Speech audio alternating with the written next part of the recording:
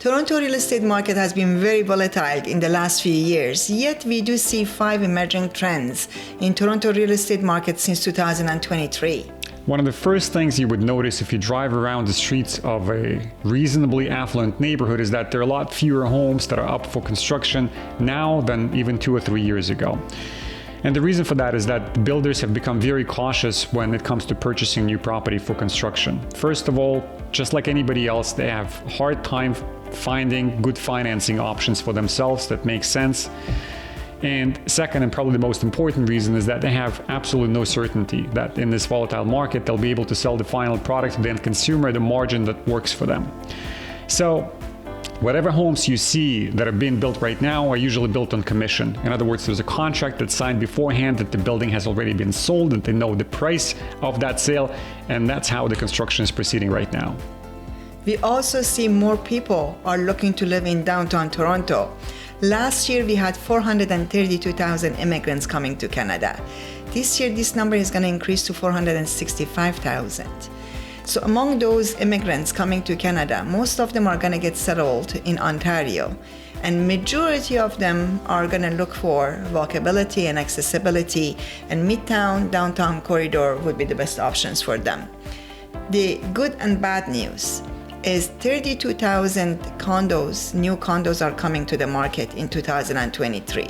So for those investors or homeowners who are unfortunately unable to get a mortgage, they are coming to the market to sell. So whoever wants to buy, then definitely there will be a huge supply of new condos that would allow you to negotiate and get the best price. And for those investors who are capable of closing, getting a mortgage, then definitely more rental opportunities available that would help you to get what you need at a price that would be more affordable.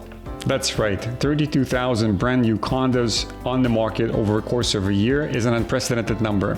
At the same time, it creates a couple of opportunities. It creates an opportunity for renters and creates an opportunity for buyers, people that are looking to purchase new construction. So for renters, what happens is that when a new building is created, a corporation is created, owners take possession, those that have invested into the property have a tendency to come on the market all at the same time. So within a span of a week, you can have a dozen properties that are identical come on the market and start competing against one another. This is your time to secure a place in a new building at a discounted price, which would not be available even 30 days after the start of the process. That's for renters.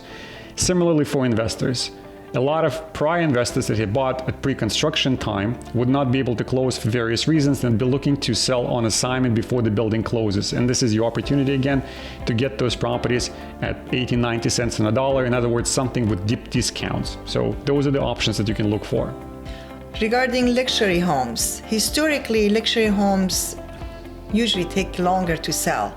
Within a year, 6 months, depending on how they are priced and how unique they are.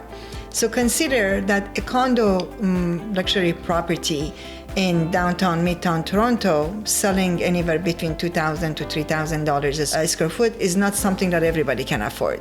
So it would take longer to sell.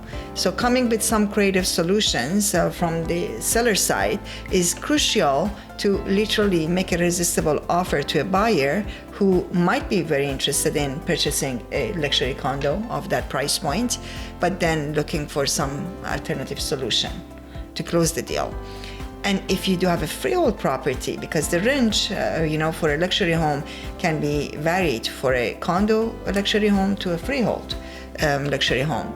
So if you do have, let's say, $6 million properties, not everybody is going to put $6 million cash to purchase a luxury freehold property when they see the market is very volatile and the prices can drop tremendously. So again, coming with some alternative solutions, at the same time anticipating that it would take longer to sell is something to be prepared for. That's right. And the last point we wanted to make has to do with the region of Durham. The population growth is expected to hit $1.2 million by the year 2050, which is doubling from where we are right now, with approximately 650,000 residents for the region. And specifically for that area right now, in the past 3 years, industrial property had seen a huge surge in demand and in prices. That started happening since the announcement of a hospital construction around Whitby. Everybody was trying to guess exactly where the hospital is going to be erected, and on speculation alone, prices have gone up from $300,000 per acre to approximately $1 million per acre. Then the government of Ontario announced that they're thinking about cutting the borders of the Greenbelt and allowing more land to be developed. Of course, that had a negative impact on prices. Prices started softening again. But with the population growth that's projected, that's definitely one of the most important regions for you as an investor to keep an eye on.